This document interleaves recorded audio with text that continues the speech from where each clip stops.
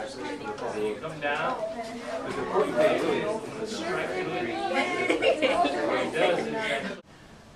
This week I'm with Javier Melendez, one of our 9th grade science teachers at ASU Prep.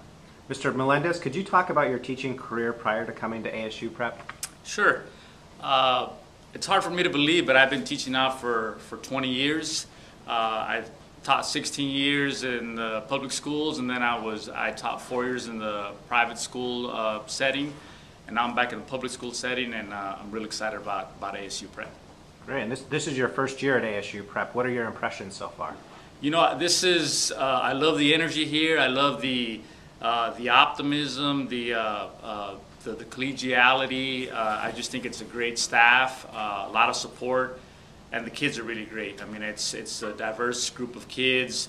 They're enthusiastic. They want to learn. It's just a very exciting place to be at this point in my career. And what's your approach? We've heard a lot about getting kids interested in science and math these days. What's your approach to getting students interested in science? You know, probably more than anything is I want them to really gain an understanding and appreciation for how the world around them works.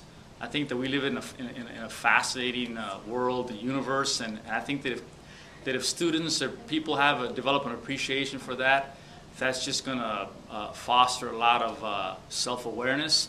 I also want them to really get a feel for that science is a way of thinking, and that way of thinking is going to help them regardless of what they decide to study. So I really try to focus on that. Says, look, you want to be a lawyer, you want to be a doctor, you want to be a poet, it doesn't matter.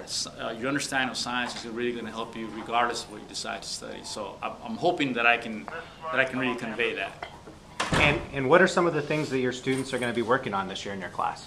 Well, Mrs. McClue and I are teaching a course called Coordinated Science, and it's really a great course, I think, because it's an opportunity for students to learn the real foundations of science. We're going to be doing some physics, we're going to be doing some chemistry, and we're going to be doing some biology. And just like the name says, it's coordinated, so it's an opportunity for us to really, work the different disciplines in and really make science really meaningful. I think part of the problem with a lot of the science curriculum is that it's taught very piecemeal, and so they do a year of chemistry, they do a year of biology, and it's not really not very interdisciplinary. Excuse me. And I think that this course is a great opportunity to do so. So I think I'm going to learn a lot as well in the process.